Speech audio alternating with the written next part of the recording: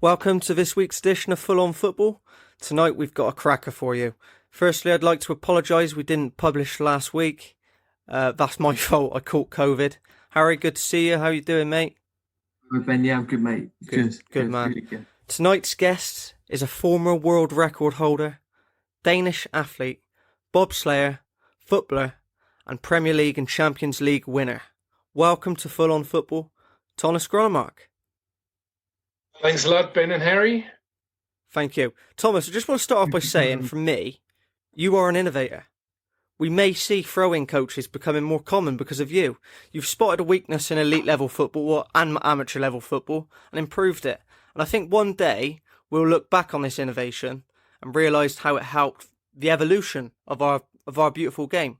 First thing I'd like to ask is, how does it feel to be a Premier League and Champions League winner? Yeah, it's just totally crazy. You know, first of all, it's a dream for me to work for Liverpool FC, and I started in Liverpool FC in July 2018, and the first many days, yeah, perhaps sometimes you're having a fantastic dream, and then you're waking up in the morning, then you are realizing, oh, it was only a dream. And the first 14 days, I was dreaming that I was a throwing coach for Liverpool FC, and then I woke up in the morning and thought, oh, it's only a dream. And then I realized it was right. So it was totally messing up with my brain. So all in all, it's fantastic to work for Liverpool FC. Gigantic dream for me to come through. But then the first season winning the Champions League, that was crazy. You know, I was just, after the first half, I was so nervous. So I just took like a long 45-minute walk. And then I think it was after 88 minutes where Divock Origi scored to 2-0. And then I just ran all the way to my home to see the last 2 minutes. So that was just amazing, totally wild. And then, you know, last season here with winning the Premier League, you know, after 30 years of waiting time, it's just been crazy. You know, I'm living in Denmark, coming from Denmark, and there's a lot of Danish Liverpool fans here. And every week I'm meeting people who are thanking me for being a part of the team. I meet grown-up men who are crying on the streets because it means a lot. So I could talk for hours how important it's been for me, how fantastic it's been for me, but also to be a part of Liverpool FC and the whole environment. That's amazing. I just wanted to ask you, how did Liverpool and Jurgen Klopp come across you? I did find out in researching yourself it was through like Sport Bild, I believe, but I'd love you to tell it in your own words. Yeah, it was actually because I've been coaching FC Midtjylland. A lot of people might know FC Midtjylland because we met them in the Champions League here this season, and I've been coaching them for approximately 10 years. And one of the players, Andreas Paulsen, had been improving his throw-in from 24.25 meters to 37.90 to almost 40 meters. And he was sold in June 2018 to Borussia Mönchengladbach, and he was only 18 years old there. So he was sold for approximately £3 million or so. So that was really many money for a Danish young player.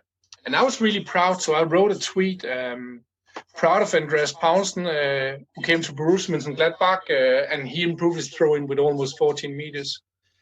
And then I just wrote hashtag Borussia Mönchengladbach and so on and so on.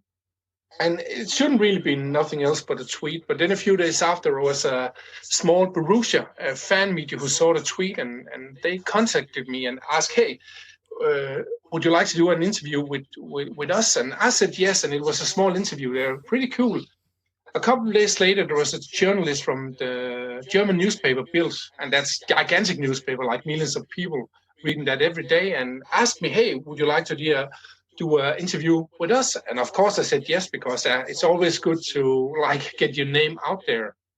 I didn't really think so much more about that after I just saw the article. But then a few days later, that was early July 2018, I was going on a summer trip with my family, and we had to visit a chocolate shop. And just before we went into the chocolate shop, I just checked my phone because it had been turned off. And I could see there was a plus 44 number had been calling, and I thought, hey, it's just a guy from England wanting to sell me some pens or so. So to the voicemail. And then it was just Jurgen Klopp on the voicemail. Is that right? I hadn't been sitting in the car seat. I just wouldn't been totally tumbling over. So as soon as I could, I just called him up again, but he didn't pick up the phone. So after the visit to the chocolate shop with my family, I thought, hey, better take a ride home to myself and take perhaps the most important call in my life in quiet surroundings. So I was driving the car, my wife sitting beside me, the kids in the back. And then suddenly the phone rang. And then my wife picked the phone up and she said, it's Jürgen. And then I just took the car, drove directly to right into a grass field and pick up the phone. And it was Jurgen Klopp. And he said, hi, Thomas. We had a fantastic season in the 17-18 season with a 4th place in the Premier League and a Champions League final, even though we lost to Real Madrid. But we lost the ball almost every time we had a throw-in. And so he asked me if I would like to come to a meeting at Melwood the week after. And of course I said yes. And it was just a fantastic thing for me. I couldn't realize it was true. So the week after I came to the meeting, it should only have been a meeting and nothing else. But Jurgen Klopp was so convinced that I already the day after had the chance to coach 21 Premier League players. It was all the players who weren't injured or at vacation after the World Cup. And I think it was the week after where I signed my first contract with Liverpool FC. And now I'm on my 3rd season with the club. And of course, it's been like a dream come true. It's been fantastic. But my job in Liverpool FC has also opened up the whole world for me. So I'm a freelance throwing coach. And this season 2020, I've been coaching 8 different professional teams around the world, been traveling to 3 continents. So you can say that the call from Jurgen Klopp has been giving me a lot of opportunities. And I'm really happy to also been able to help Liverpool FC to get success. Thomas, you mentioned you coach lots of different teams, like you said, 8 professional teams in the last 12 months. Do you find it hard to have like an allegiance to a certain team? Because obviously a footballer plays for one team. You're involved with lots of different clubs. Do you find it hard to have that one team that you really get behind? No, not really. And the reason is that I'm a freelance, and you can say that a lot of Liverpool fans would perhaps say, okay, you work for Liverpool, you work for no one else in this season, you work for no other club your whole life.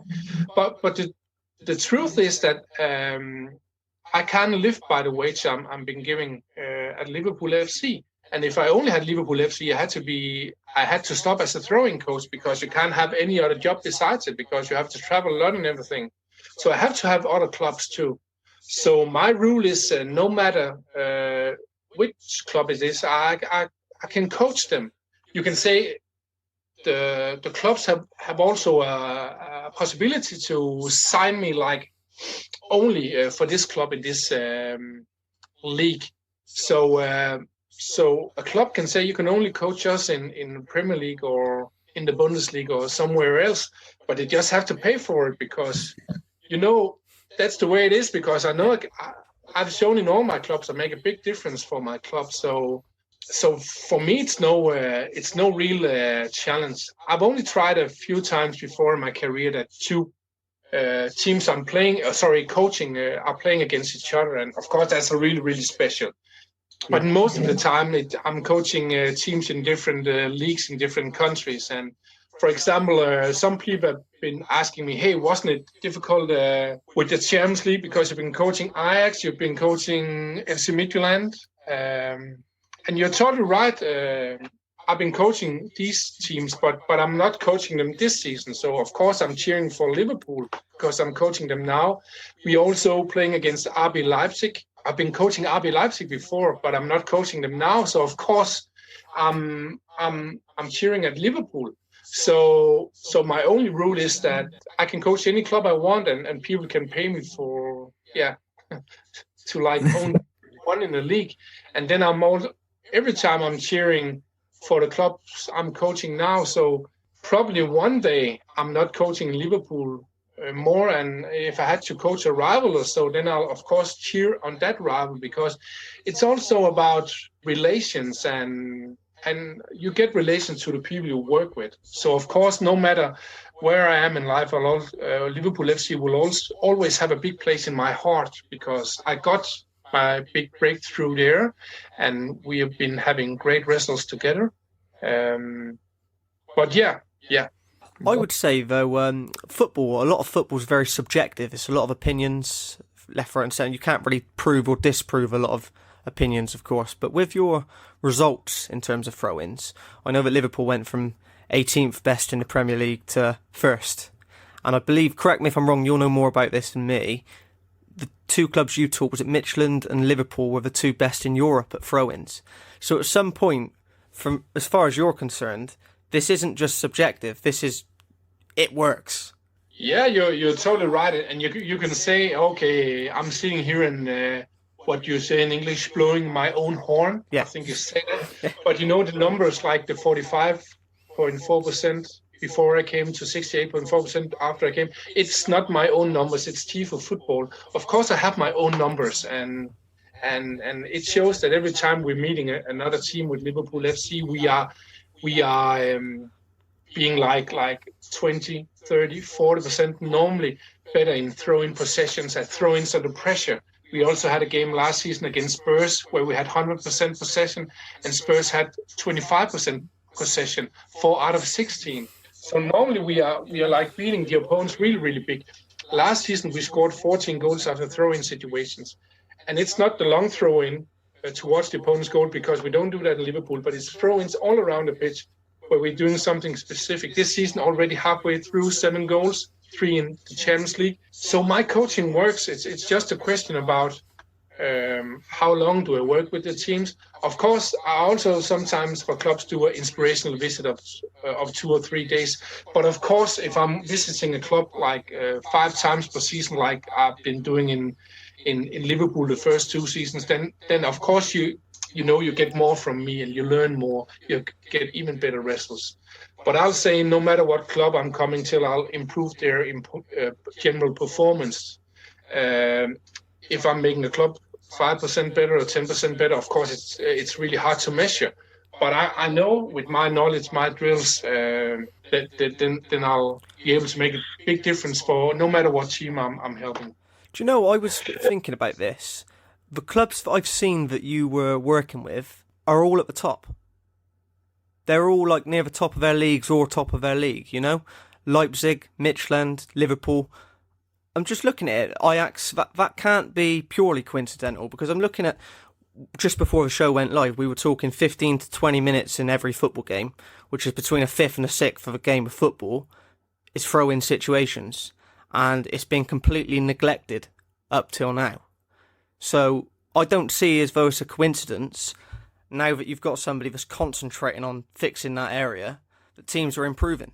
Yeah, and you're totally right. I have a secret team now somewhere out in the world where I came this season. They were like really in the bottom of the league, and right now they're in the top of the league. So it's not only like top clubs I can improve.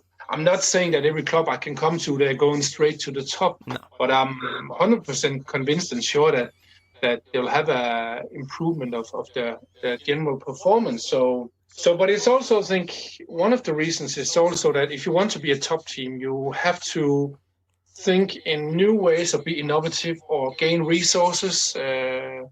And so when you're thinking in that way, that's also some of the clubs who would like to hire me as a throwing coach. Because if you think that, hey, we want to do the same things like we did 10 or 20 years ago, you'll probably not hire a throwing coach. Then you are doing other things. So it's a little bit, if you have an innovative, forward-thinking mindset, you'll also often hire a guy like me. So, but you're totally right. I think most teams I've been working with have either been top teams or developed into top teams. Thomas, you spoke of football sort of been stuck in miles behind. You said the other sports you were involved in, bobsleighing and stuff, football was miles behind in its attitude. When you arrived, like on your first day, say at Melwood, what were the players' attitudes like towards you when you were taking sessions and in team meetings and bits and pieces like that. Were they very open to the idea? Yeah, I think they were very open. Again, you have to imagine the season before. Again, it had been a fantastic season, the 17-18 season. But if you just ended number 4 in the Premier League, you want to take the next steps. If you've just been going in the Champions League final but lost, you just want to take that small but very important final step. So first of all, I think in general the players were really motivated.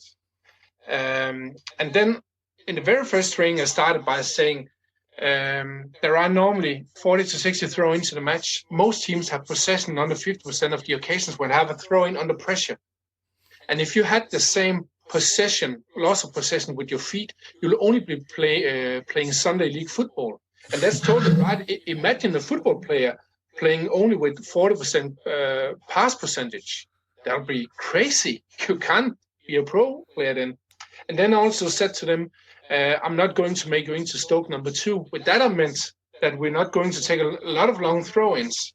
And just after me, and my initial talk there chat took about, I don't know, a minute, 1.5 minutes.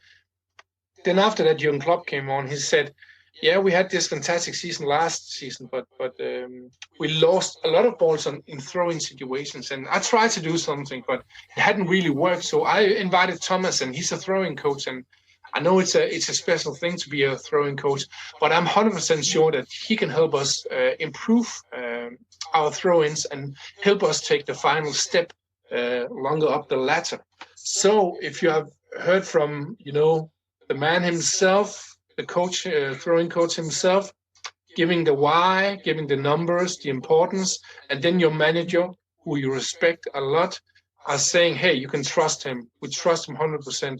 Then you're motivated. So I've only been motivating players in Liverpool FC, and I'll say that's the same in the clubs where I'm coming. Both because I'm trying to deliver the why it's important, but also because I try to make the throwing drills exciting and entertaining. Of course, you have to learn something, but my throwing coaching is also just as much as creating space between the players. It's not only the guy throwing the ball. So we're also doing a lot of space creation drills, for example, with passes, scoring on small goals or things like that, defending. And so I only meet motivated players. Oh, that's brilliant. I did notice that when I was looking at your YouTube channel. It's not just, so guys, Thomas has a YouTube channel. I'll put a link to it in the episode below. There's 4 free drills on there, coaching drills and throw-in drills. And it's not just about like what Andy Gree was saying, just how to throw a ball. It was more creating space. And I found it was quite impressive. The 4th one in particular, where you run away from the thrower, spin, pass it back, and then stay on the side where you were when you played the pass to create the space for the second pass. So it was almost like 3 or 4 moves ahead. Yeah, you can say that the combined 4 drills you're mentioning there, and I'm giving that away for my subscribers on my newsletter. Just go to thomasgronnemark.com/free. But that's only a small thing. You can say this drill or these drills, you can use them already from U10 to U12 and then up to pros. I've been doing these exercises in the Liverpool Premier League team, Ajax, every team I've been coaching, because it's so basic that first of all, what this drill is training is precision to the feet. It's not only the fullbacks who have to be able to do that, all the players on the team, because if you look at Liverpool FC, it's often 5, 6, 7 players, different players who are taking the throw-ins, because we try to get it fast first, and then we see if there's a good option. But if that guy throwing it fast can't throw precise, then it's really, really bad. So that's the first thing.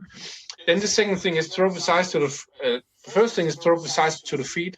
Then we want to learn to the players who receive it to make a precise return pass when he is moving. And of course, you don't have to do a return pass every time you get the ball, but that's just the way we're doing here. Then in this exercise, we also have a defender who are like pushing the guy who's doing the return pass. Then when the return pass is made, then we have the pressure from the defender that you're often under pressure when you receive a return pass as a thrower.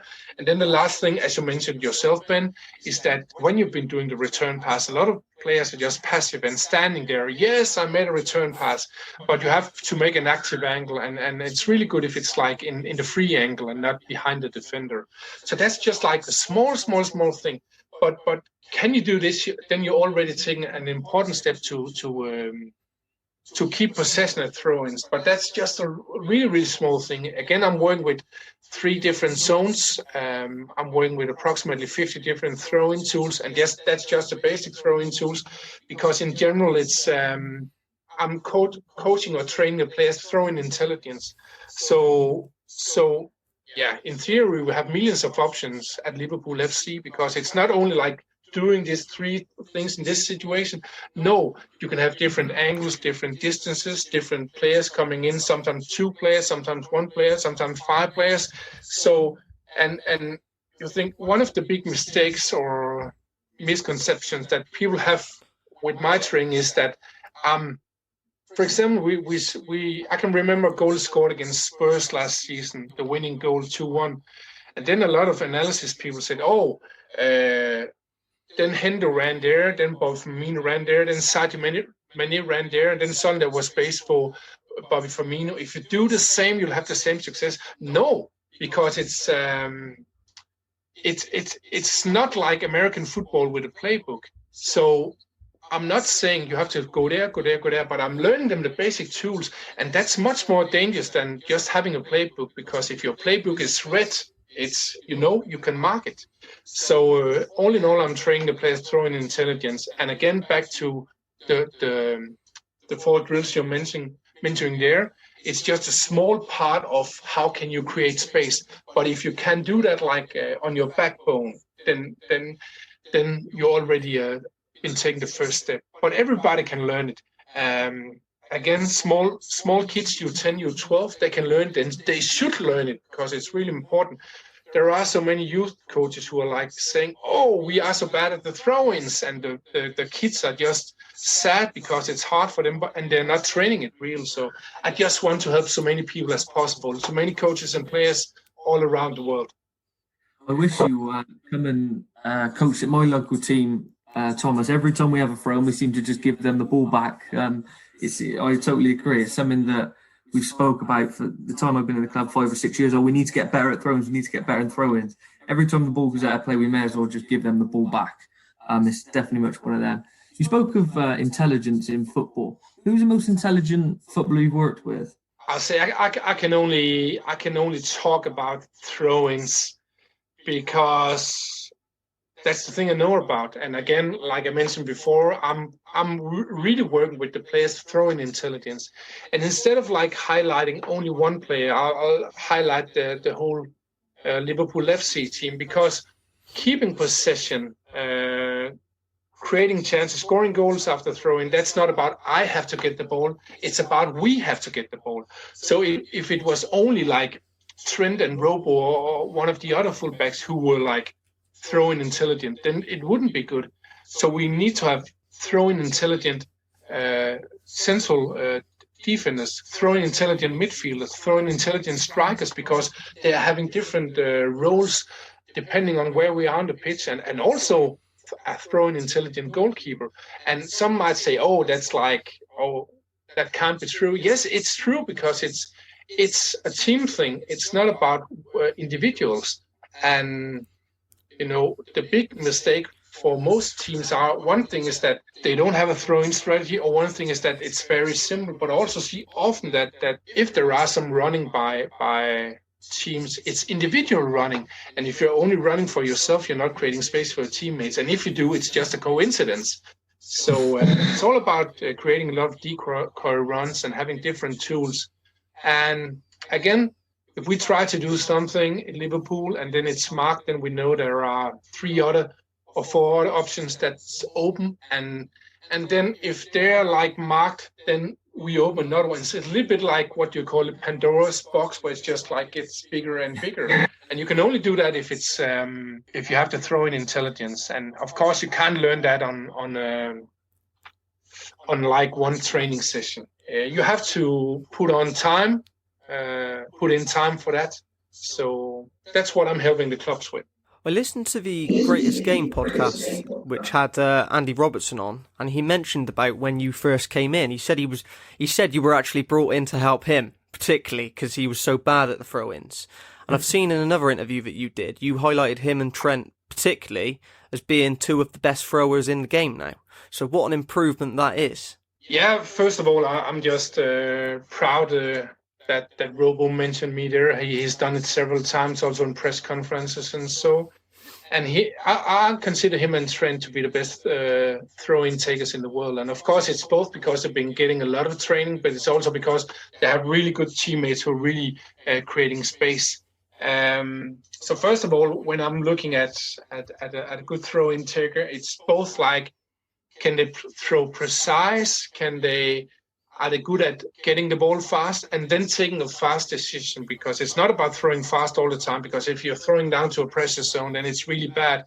But also, it's really important to know when to have patience. And then it's also important to see the space being created and then take a good decision. Of course, you can't be perfectionist.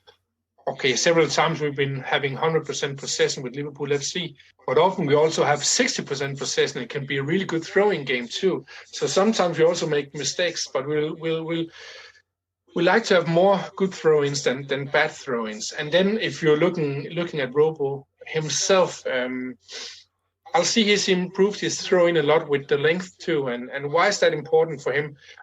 Robo will never be the guy who's throwing the furthest in the world.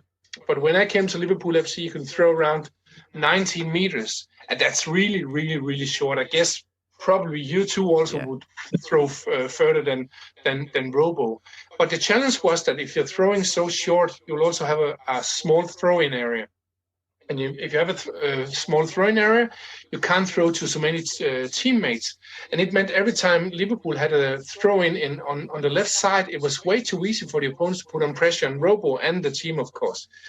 But Robo improved his throw-in from 19 to 27 meters just with technical training, and improved his throw-in area with more than 500 square meters. So all in all, I'm just totally proud of Robo and his improvement. So he's just a good guy, like all the other players. If Manchester United contacted you and asked you if you could be a throwing coach for them, would you have to say no? No, because I don't know if I'll say yes this season. I don't think, but another season it could be possible. And we're sitting now here talking about Liverpool, and I'm working at Liverpool now. But I've also learned that you should never say that there's a thing you never want to do. And for me, it's also because of economy. Some might think that, oh, you're a coach in a professional world, like where you're playing for billions of pounds and so. But you know, even though I have an okay job now, it's not like I have millions of pounds in my bank. So if I'm not at Liverpool at a certain time, and then Man United is coming and saying, hey, can you help us? I won't say that I won't say yes. So, you know, let's see. But again, I'll say that my biggest dream is not necessarily to help a specific club, but to change the football world. So we have much better throw-ins, a much more entertaining game. And I think it would be pretty cool if, let's just say, two guys are seeing a football match at home, and one is sitting in the couch and the other one is picking up 2 beers from the fridge, and then suddenly there's a throw-in and the guy in the couch is saying, hey, there's a throw-in, come on in and see. Because it's a little bit like that in basketball. I've been playing a lot of basketball, street basketball myself. If you have a space creation situation, that's a big part of basketball, and I want to be as big in throw-in situations. And if people knew what I'm doing with the teams, what Liverpool is working on, they'll be sitting and seeing the throw-ins in matches and saying, hey, that's great, and so on and so on. Because if you know what we try to do, it's actually entertaining. And I think that's my dream is also to improve the entertainment in football. Because, I like to see football, and you probably also love to see football. But if you compare football to sports like basketball, of course, handball is not so popular in England, but that's both sports where action all the time. And of course, in football, there are actions sometimes. but we also have a lot of, moments where the reaction is either not there or it's a low quality of playing. And throw-ins, that's either a no action or a low quality of play. So can I help to change that into an entertaining situation instead? That will not only be good for myself and the teams I'm working for, but I think it will be good for football in general and also the spectator in front of the telly.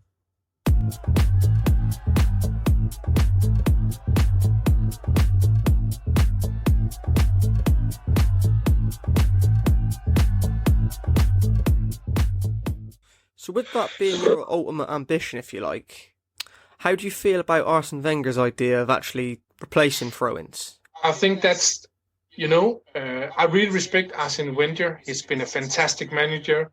He knows a lot of things about football, but he doesn't know so much about throw-ins. I think that'll be perhaps the worst decision ever to bring in kick-ins instead of throw-ins. And it's not because some people might think, it's because he can't be a throwing coach anymore. No, it's because that'll change football negatively. I think one of the reasons why Arsene Wenger is against throw-ins is because he, Roy Delap made a lot of long throw-ins against Arsenal back in the days. Of course, that was like one team, one man who did that. There's not been a lot of these teams in history. I think if you replace throw-ins with kick-ins, there are two bad things. First of all, you'll see a lot of long balls being kicked instead of, middle distance situations. We don't want to see all these long balls up there. And then the other thing is that if you do a short kick-in, then it'll probably be like a short corner or like a kick-in futsal, because you don't have any pressure on the kick-in. And it means that you're taking away pressure situations in football. And what's exciting in football is the balance between pressure situations, who are like, the power of the pressure, but also how to release pressure. And that's what I'm working with in throw-ins. So what we really want to see is the balance and between pressure, release of pressure, space creation. That's entertaining. But long balls from a kick-in or short kick-ins like in football, that's the least entertaining I can think about. So if FIFA at some stage decide to change throw-ins to kick-ins, that'll be perhaps the biggest mistake ever in football history. I'll do my best to not make that happen. So and I think I'm also willing to cooperate with FIFA or UEFA so to help them to develop the sport. So again, back to your questions. It's not about me because time has shown that I'm innovative. I've been making my way through life at work, at jobs, but also in many different sports. So I'll have success in another place. But I just think it would make the football sport much worse, much less entertaining. So if someone from FIFA is listening to this, just grab my phone. I'm willing to cooperate because we can create something fantastic together. And if FIFA or UEFA don't call me, I'll do my best to make the change myself. Thomas, Jurgen Klopp, obviously in interviews, big $50 million smile. Is he exactly the same in person as he is in the press, in interviews? No, not at all. Really? He's much better in real life. And some of you who are thinking, hey, how can he be better in real life? Because you've all seen Jurgen Klopp being kind, caring. He's also very funny in the media. How can you be any better? I think there's a side that you don't see in the media. Jurgen Klopp is a really good listener. And it's not about him telling what he knows and trying to make you do this and this and this. Of course, he can give his opinion and so. But again, he's been listening to me and my knowledge, but not only my knowledge, but also me as a person. But I've also been giving a free role in Liverpool FC with my throwing coaching, and it takes a lot of knowledge and courage to be able as a leader, because you know a lot, to give that freedom to your employee. So even though it sounds strange, it's I think Jurgen Klopp is much better than you see in the media, because there are sides of him you're not seeing when there's a camera on. So I really appreciate all the things about Jurgen, his personality, him as a person, the way he's managing. So I've only positive things to say about Jurgen Klopp. That's brilliant. Just a second ago, you mentioned Rory Delap. Now, you were, to my understanding, you're not anymore, but you were the world record holder for the furthest throw, 51.33 metres, was it? You must have looked at that's totally right. Yeah, you must have looked at Rory Delap and thought, he's not that good. No, I think I really, I admire Rory Delap. And some people think that I don't like long throw-ins because I'm focusing on, throw-ins all around the pitch. We don't do long throw-ins in Liverpool.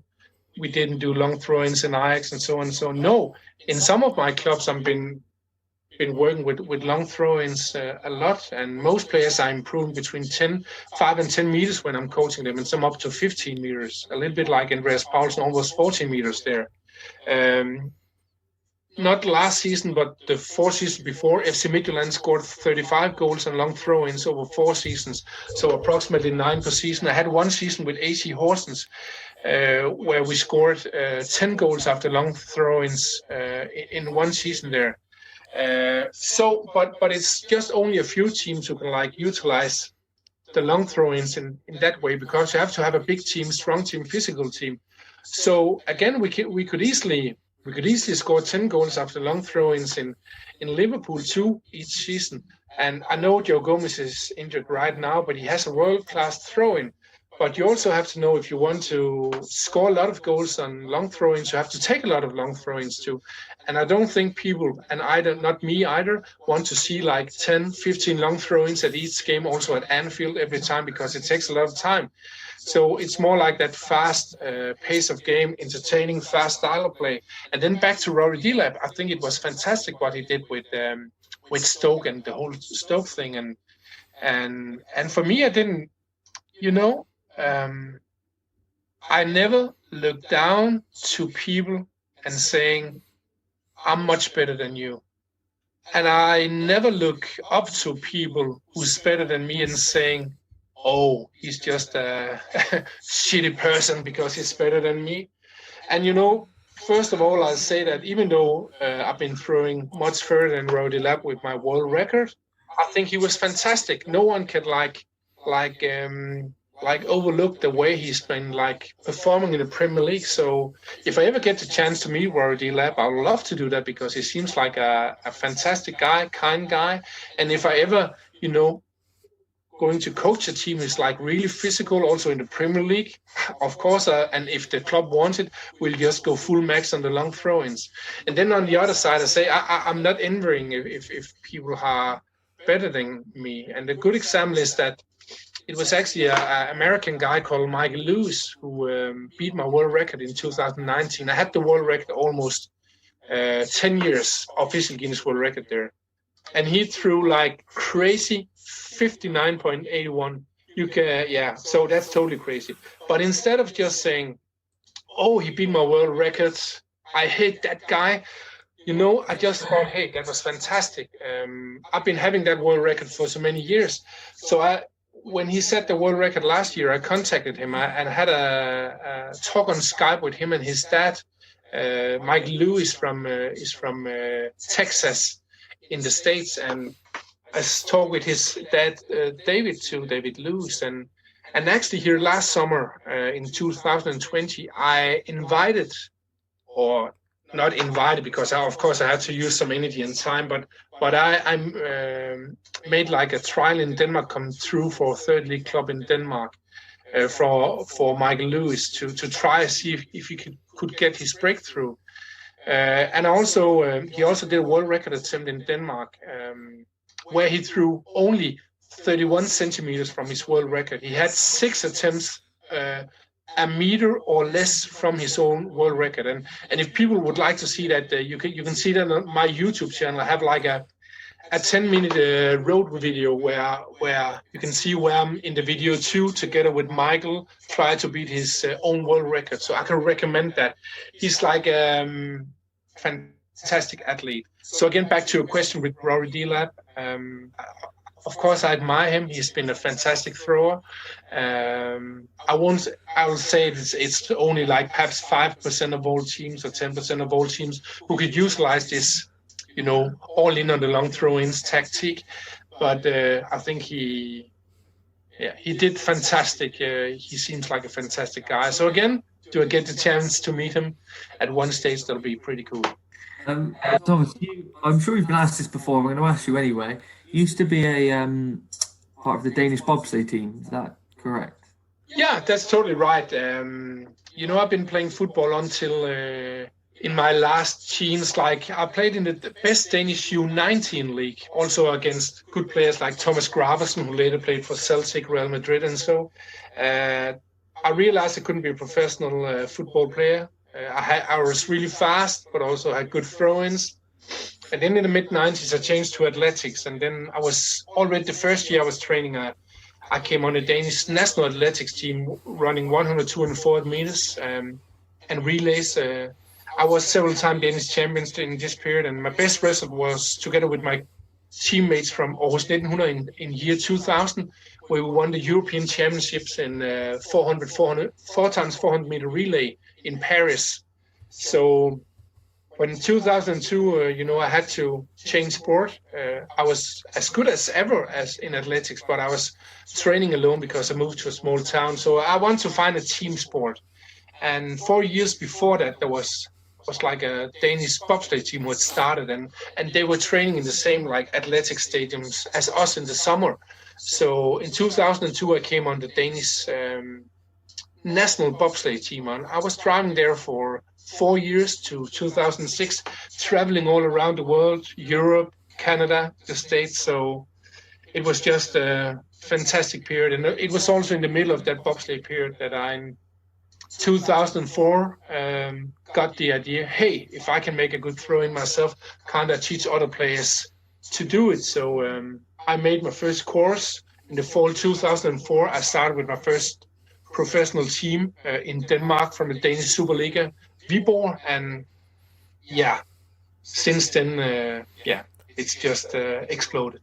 What an incredible career that is. Are you a fan of Cool Runnings? You watched the film Cool Runnings? Yeah, I just love Cool Runnings. So it's just a fantastic movie, not only because it like related to the sport I later came to do professionally, but also it's just a good movie. It's just a feel-good movie and about the Jamaican bobsleigh team, and also love John Candy there. Of course, they were all good, but again, also a bit sad that he died too early, and so every time I see that movie, I of course enjoy the sport, the movie itself, but also get a little sad. So, but yeah, some people take the ticket too early. So, but all in all, it's a fantastic movie. Yeah. What a film it is. Harry mentioned something to me earlier, and it got me thinking. Football. Do you think there's things that they could take from other sports? I certainly think so. I mean, Gareth Southgate, the England manager, and lead up to the World Cup, he was saying that he was studying NFL and the movement and taking that into set pieces from football. And sometimes in football, I think we're a little bit arrogant and we think that there's nothing that we can learn. And I always think you need to be open-minded. I think it's really important to be open-minded. Do you think there's things we can take from other sports? Because obviously earlier on you mentioned about being behind the times, if you like, for quite a while. You can take like things from every part of life, every part of society, every part of the world, it's not only sport. I've been taking a lot from athletics, the movements, also from throwers too. I've been taking a lot from bobsleighing, both with the innovative part, but also video analysis. We did several thousand video analysis in bobsleigh. I'm doing a lot of video analysis now. I've been playing a lot of street basketball my whole life. I've been playing in a club for one season too, so I'm taking a lot of things from basketball too in my training. But I'm also taking from nature. For example, I'm looking a lot of birds awareness, and if I'm going a walk in the morning with the trash or so, then I'm perhaps seeing a small flock of small birds and then a big predator bird, and then I'm looking at the awareness of the birds. How do they react, the body signals, signs, and everything. And I'm using these things in my throwing coaching too. When I go to a museum and see a painting or so, a piece of art, and then I'm suddenly seeing like some lines or so, and then I think, hey, could that be like a throw-in pattern, or could I be inspired for something about something there? Then I'm taking it in, and of course sometimes I get some ideas who doesn't really work or so, but I just try to get inspiration from many different areas, and then not only different areas but also different person. I try to be open-minded to other coaches, to the players, to, for example, like a podcast like this. Sometimes people are asking me a question, then I think, hey, I didn't think about that before. Sometimes it could also be a security guard at the stadiums and so, or the training facilities, and then I'm perhaps putting blue and red cones up, and the security guard saying, even though he perhaps doesn't know so much about football, he's saying, hey, why don't you use the yellow cones too? And then I'm thinking, hey, what could I use the yellow cones to? So for me, it's about, of course, you have to, close down and work structured and focused. But for me, I try to be so open-minded as possible. So, of course, it's a lot about creativity, and I've always been a creative, forward-thinking, innovative person, no matter what I've been doing. But I also think it's a thing you can learn no matter what type of person you are. So one of the best things is start to listen, start to observe, start to, go deep in your thoughts. So I try to be innovative and about everything. I had the other day here I guess it's cold in England too, but I had a walk with my wife, and I don't know if you know the situation where you've been getting a pair of pants on who's too like to, what do you say, too not too small, but the wind is blowing through them. You think you had to put on two pair of trousers instead. I had that feeling the other day, but then I started to realize, hey, what's happening when I'm taking my walking steps? Because I realized if I'm taking shorter steps, then I'm having a faster frequency, and then it's more like it's giving me a more warm feeling and more blood circulation in my legs. That makes me warmer. But also realize with shorter steps, my legs weren't so affected by the wind, because the distance between the legs were less. So I started looking at, hey, how is the best walking pattern when you're freezing your legs? So that's just an example about, hey, try to get an idea instead of just throwing it away. Try to go deep in that idea. So I'm that kind of person who like getting ideas all the time. My biggest challenge sometimes is to close down the ideas. So again, if I'm going out with the trash and then I'm seeing a sign, then suddenly I'm composing a song and a melody about that sign when I'm walking home, and so of course it's crazy with me how I get ideas and being innovative, forward thinking, but especially if you think you want to be that even more, I think it's possible for everybody to increase the amount of ideas. So yeah. Can't agree more. I'm a very open-minded person. I always try to be very innovative, and I just think it's so important in life to be open-minded. Rewind you back to when you actually took the job at Liverpool. That's when I first certainly heard of you, when that came about. And at the time, there was a lot of talk, people in pubs, just how it is, and obviously the Andy Gray analysis. And in my head, very naive, because I think there will have been a time, if I take you back sort of 20, 30 years ago, they would have said all the same about sports science and nutrition. Oh, what a load of rubbish that is. And you're looking now, and we wouldn't do without it. And I'm looking at the throw-in situation, and I'm thinking a very similar thing. I'm thinking it's easy to knock it.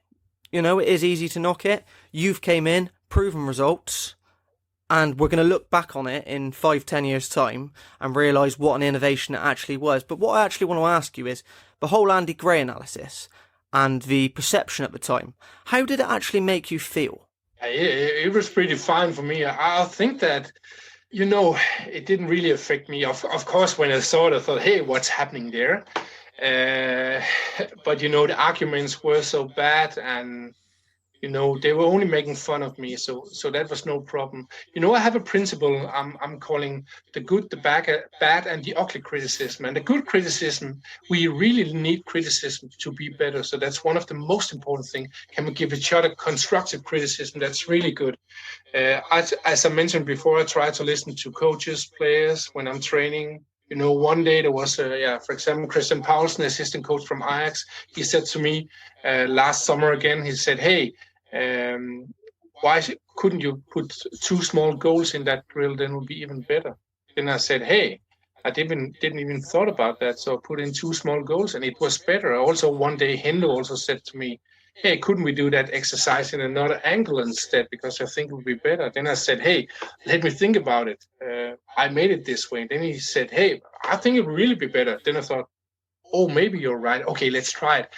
And it was much, much better. So that's what I call a good or constructive criticism. We can't give enough of that, because that's the way we're getting better. Then what I call the bad criticism, that could also be okay. That's where people are saying something negative. For example, let's say on social media, someone write to me and said, hey, throw-ins, it's only a small thing and it doesn't really matter. Instead of just being angry and saying, hey, why doesn't he rate me higher or so?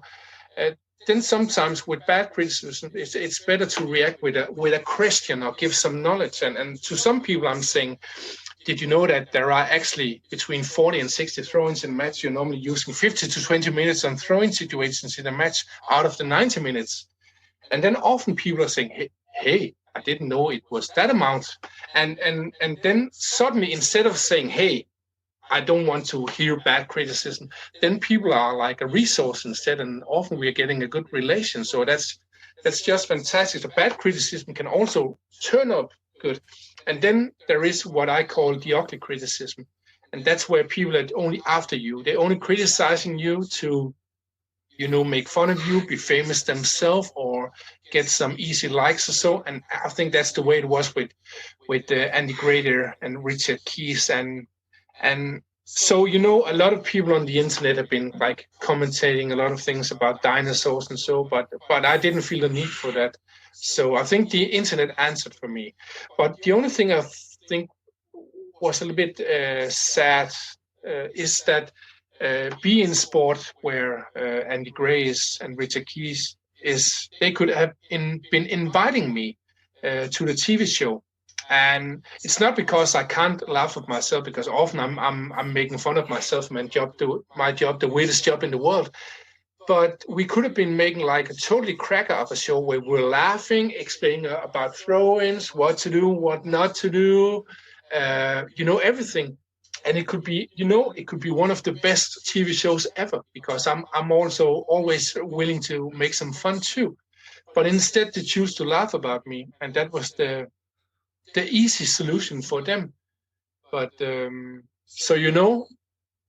it didn't affect me at all. I just think it was a little bit sad they chose to take that solution. It's just lazy thinking, isn't it? Yeah. No, I can't agree more. I think it's just very closed-minded, not wanting to change, stuck in your ways sort of thinking. That's my view on it anyway. And being honest, I told you this when I first messaged you, that at the time I was very open to the idea, because I'm a believer of anything that can give you an extra %, anything that can give you that gain.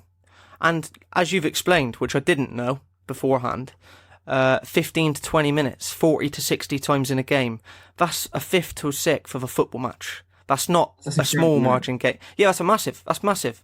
That's 16, 20%. That's huge. So credit where it's due, Thomas. I really respect you. Just bringing us on to wrapping this up now, because obviously I'm conscious of your time. Do you want to just explain a little bit about your philosophy? I'm not asking you to give too much away, because obviously it'll be explained in greater detail in your course and your book. But the long, the fast, and the clever throw-in philosophy?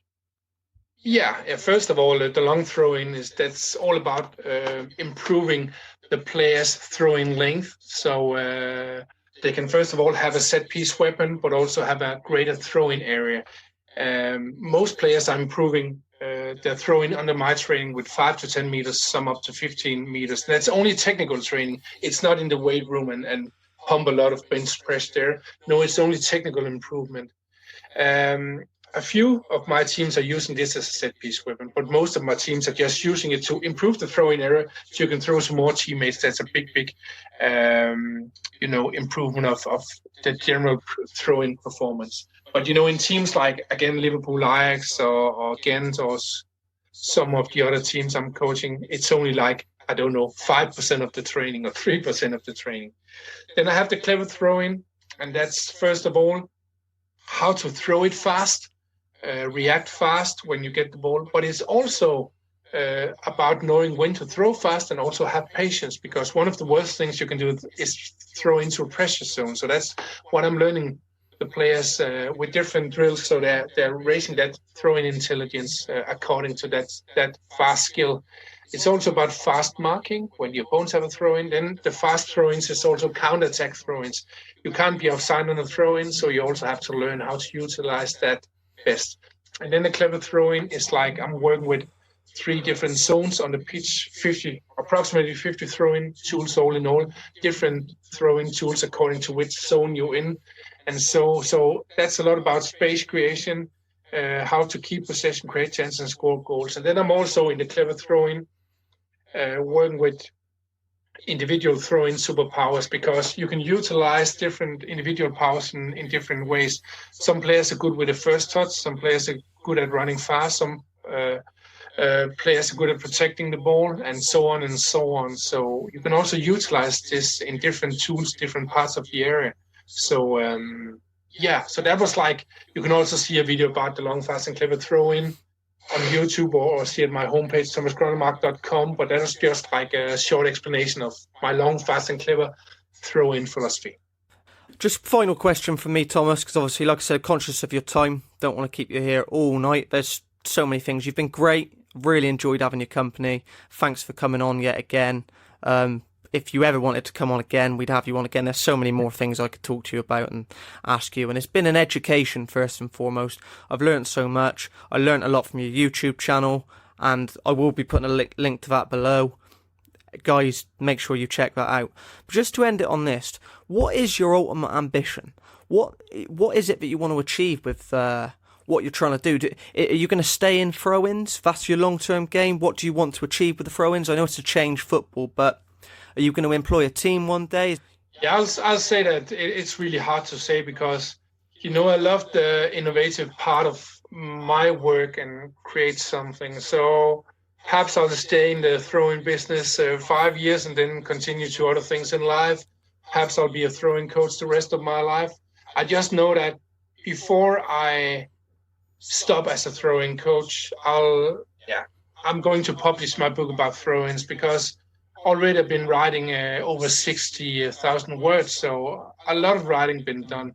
And the reason why I want to publish a throw-in book is because at the moment I'm only helping professional teams, and of course, again, it's fantastic to help a club like Liverpool FC win the Champions League and Premier League. But my biggest dream is to change football, and the only real change if I can get my knowledge out to the masses. So it doesn't matter for me if it's a U12 coach from Australia, a women's coach from Canada, or where it is in the world.